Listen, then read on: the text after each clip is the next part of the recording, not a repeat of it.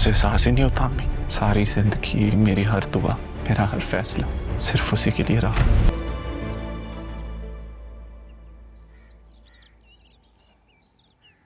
क्या बात है अरमान, जब से आए हो देख रही हूँ अजीब बेचैन हूँ, क्या परेशानी है?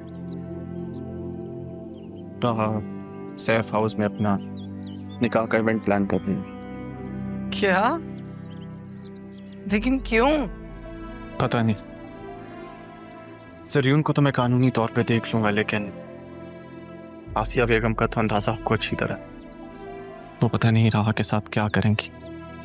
ये बात मैं उसे कैसे समझाऊं अम्मी? कोई जरूरत नहीं है तुम्हें कुछ समझाने की बेटा, पहले की बात और थी। वो खुद समझदार है।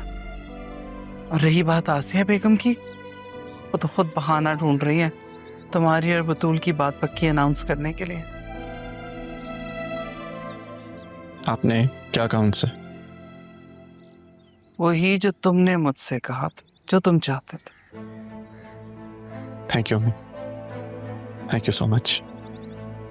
बेटा तुम राह के लिए अब तक इतना सब कुछ कर रहे हो, तो क्या मैं अपने बेटे के लिए इतना सा भी नहीं कर सकता?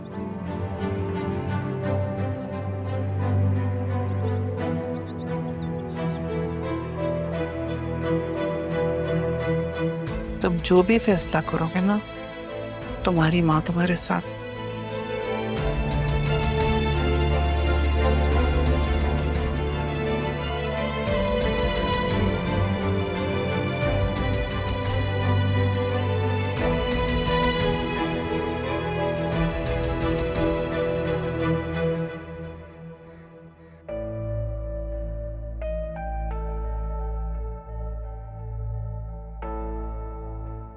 अदील, वो जो बैरिस्टर रफीक है उनसे बात की?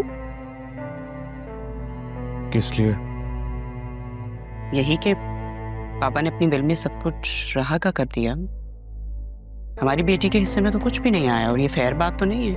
आसिया, जो कुछ भी मेरा है वो बतूल का है।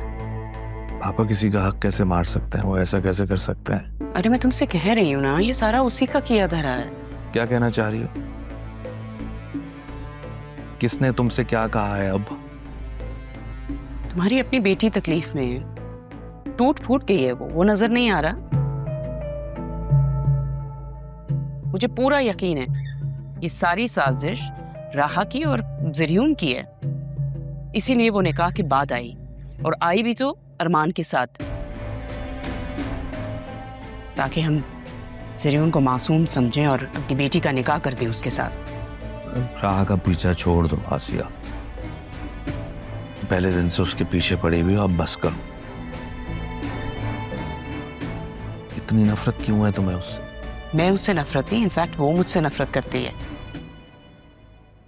और कितनी वकालत करोगे उसकी? उसका चेहरा तो आ गया है ना सामने। बस बस बस, जाओ यहां से, मुझे अकेला छोड़ दो। क्यों? क्यों अकेला छोड़ दूं? बात ना करूं? तो मुझे बात नहीं करनी, तुम यहां से जाओ, मैं यहां सुकून से अकेले बैठना चाहता हूं। Please leave.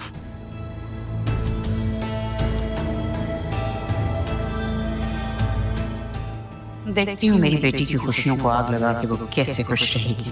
लगता है अब मुझे ही कुछ करना होगा, किसी का सहारा नहीं लूंगी। ओके।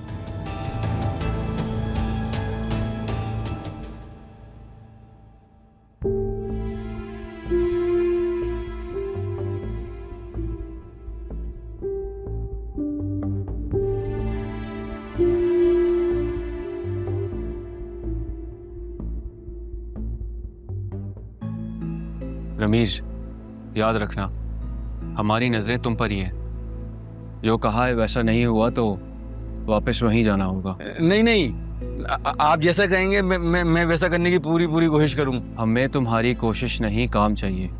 देखो रमीज, तुम्हारी बेगम की वजह से तुम्हारा बहुत लिहाज कर रहे हैं, लेकिन जब तक हमारा काम नहीं हो जाता तुम्हारी बेगम हमारी मेहमान है। अरे अरमान साहब, आप बड़े आदमी हैं, ये मर्दों की बातों में आप औरतों को क्यों मेहमान बना रहे हैं? तुमसे जितना कहा तुम उतना करो, ना तुम हमसे मिले ना हमने तुम्हें कुछ कहा, समझे? बस एक बार खालिदा से मिलना। समझे नहीं तुम? ठीक है।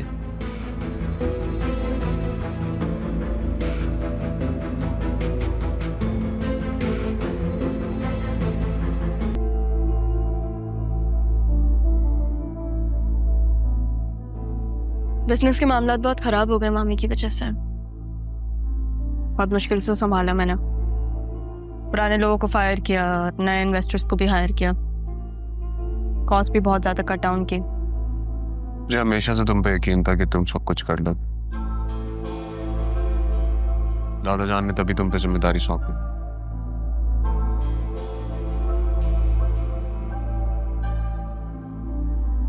मामू जान तो चेयरमैन है ना, उन्होंने कुछ नहीं कहा तुमसे? नहीं, उनकी बीवी की वजह से ही तो ये सब हुआ है। वो क्या कहते हैं, अंकल रफीक ने मुझे लॉस विद क्लॉज बताया। ये पूरा बिजनेस मेरा है। इतना जल्दी तुमने ये सब कुछ कर लिया। I am really proud of you. Thank you. तो मेरे पुराने ऑफिस आए थे ना, वहाँ पे तुम मेरे बॉस से भी मिले थे। वो बहुत अच्छा। उनको पता चला कि नाना जान की कंपनी स्टेक पर है, उन्होंने हेल्प किया मेरी।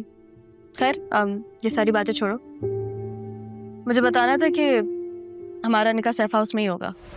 वो तो गिर भी पड़ा हुआ, आंटी ने तो उसे। घर भी मेरा हो गया। तुमने बिल नहीं देखा? अब मामू जान का कुछ नहीं है, सब मेरा है। वाह,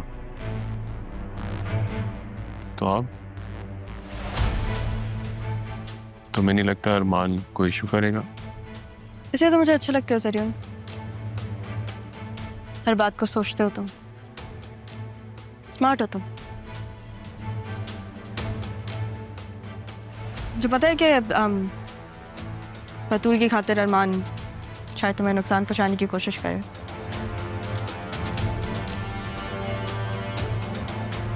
पर वो नहीं कर पाएगा क्योंकि तुम उसकी पहुंच में नहीं हो, और मैं तुम्हें कुछ होने नहीं दूंगी।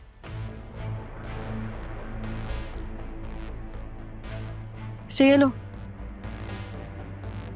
तुम्हारी जमानत के पेपर्स।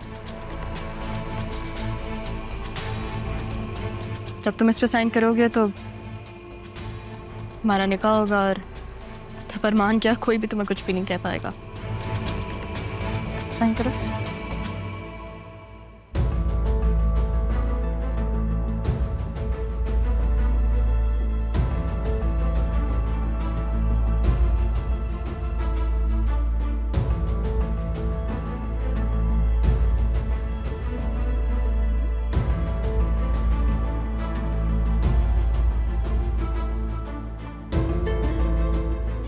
बस एक खुशी बाकी है।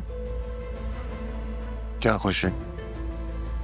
जब तुम सबके सामने बतूल को छोड़ोगे।